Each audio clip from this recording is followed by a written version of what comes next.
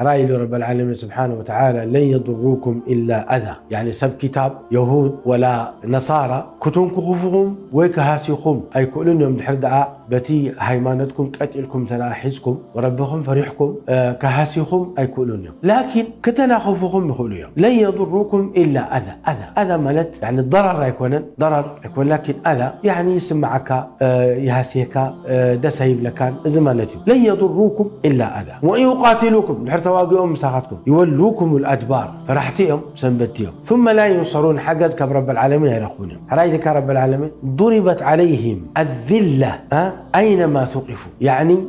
حسرات دربيات كم مخانوا أملوا علم